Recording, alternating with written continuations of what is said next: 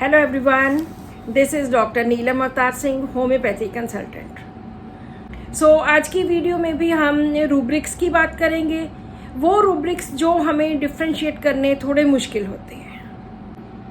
अगले दो रूब्रिक्स हैं इडियोसी, जो इडियट से बना है, जैसे इडियट, इडियोसी, एंड दूसरा इम्बेसिलिटी।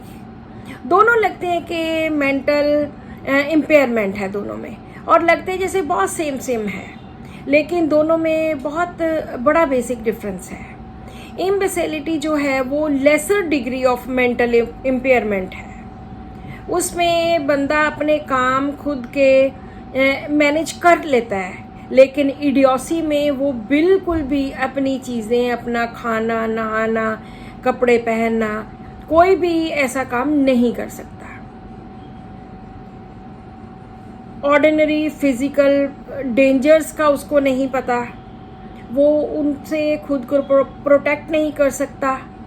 लेकिन इम्बेसिलिटी में लेसर डिग्री होता है, तो उसमें वो खुद को मैनेज कर सकता है, लेकिन इडियोसी में वो खुद को मैनेज नहीं कर सकता। ये ज़्यादा severest grade of mental impairment होता है।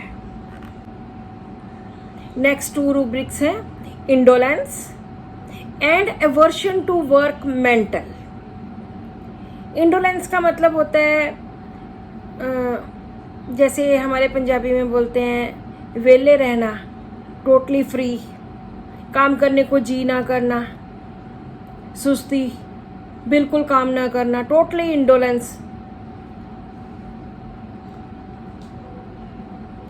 This is the act of avoiding exertion, dislike to do anything, aversion to work, कुछ भी ना करना, indolence, total वेले फिरना।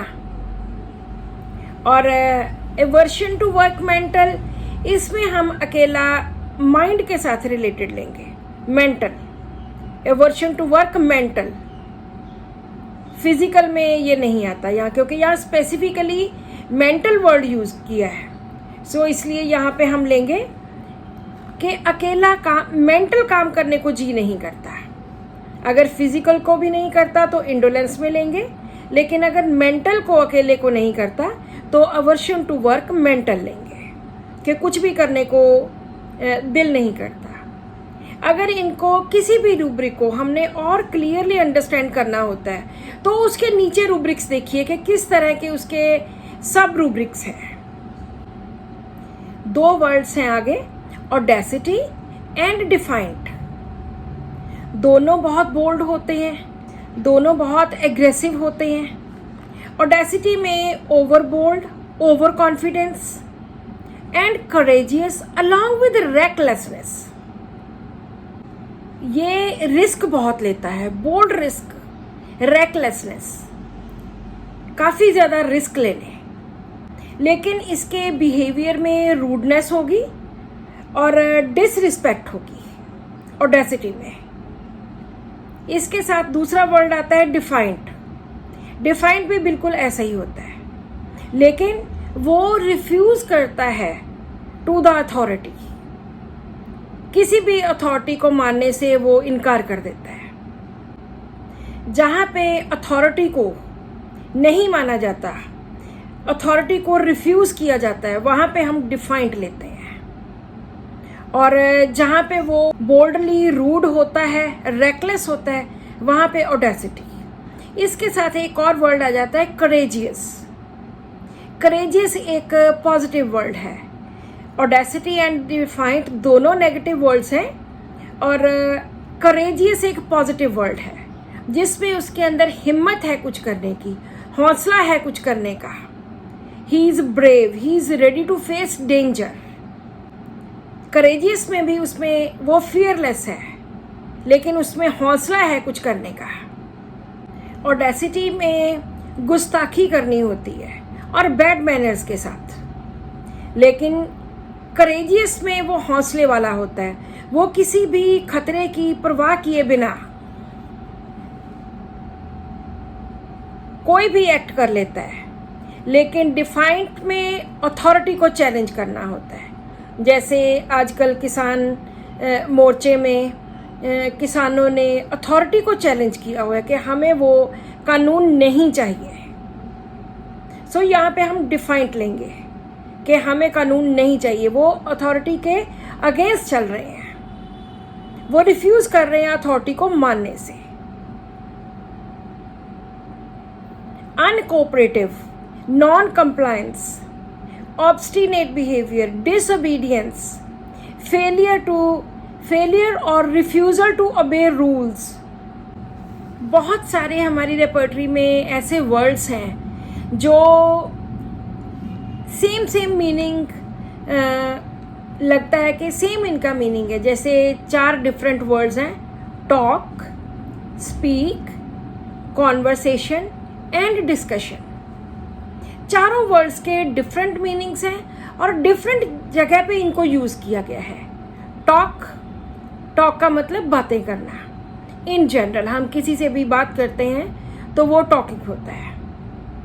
स्पीक, व्हेन यू से समथिंग, जब हम कुछ बोलते हैं, व्हेन यू से समथिंग, उसको स्पीक कहते हैं। टॉक बातें करना, स्पीक कुछ उच्चारण करना, मुंह से उच्चारण करना।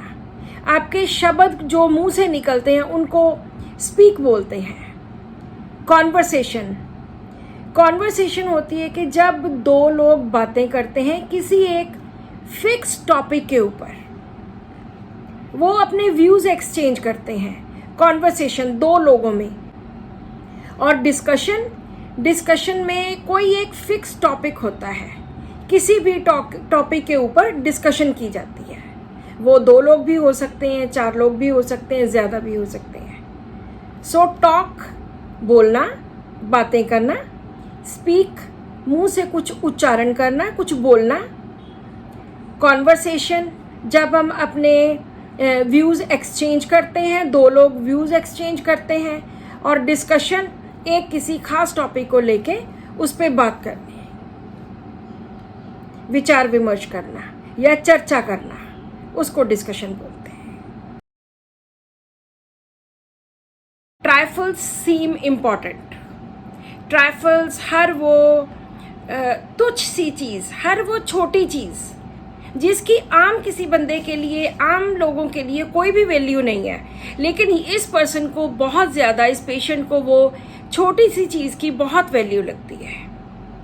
ट्राइफल्स तुच्छ चीज़, बहुत छोटी चीज़, तो वो seems important to this patient को लगता है कि वो जो भी चीज़ है बहुत छोटी सी चीज़ है, बहुत तुच्छ चीज़ है जिसकी किसी के लिए कोई वैल्यू नहीं है, लेकिन इस पेशेंट को लगता है कि बहुत ज़्यादा इम्पॉर्टेंट है। लिटिल इम्पॉर्टेंस की चीज़, वो इसके लिए बहुत ज़्यादा इम्पॉर्टेंस होती है इसके पास। नेक्स्ट वर्ड्स हैं जेलसी एंड एनवी। ये भी लगते हैं कि बहुत सेम वर्ड्स हैं, लेकिन दोनों का मीनिंग डिफरेंट है। जेलसी एक ऐसा पेक्यूलियर पैशन है जिसमें किसी पर्सन के पास कोई चीज़ होती है और उसको लगता है कि कहीं वो मेरी चीज़ कोई दूसरा बंदा छीन ना ले। वो उसकी कोई फिजिकल चीज़ भी हो सकती है, वो उसका कोई इमोशन भी हो सकती है, उसका प्यार भी हो सकता है, कोई अफेक्शन है। तो दूसरे पर्सन को लगता है कि ये बंदा मेरे से मेरा प्यार छीन लेगा। बच्चों में होता है कि मेरी मम्मी मुझे ज़्यादा प्यार करे, कहीं दूसरा भाई मेरा प्यार ना छीन ले जो मम्मी मुझे प्यार करती है। सो इसके पास ऑलरेडी चीज़ होती है, जेलसी वाले के पास ऑलरेडी वो प्यार है, तो उसको ये डर रहता है कि कहीं मेरा ये प्यार खो ना जाए, कोई दूसरा मेरी ये चीज़ ले ना ले। और एनवी में क्या होता है, किसी दूसरे के पास कोई चीज़ होती है और ये पेशेंट फील करता है कि मेरे पास वो चीज़ क्यों नहीं है।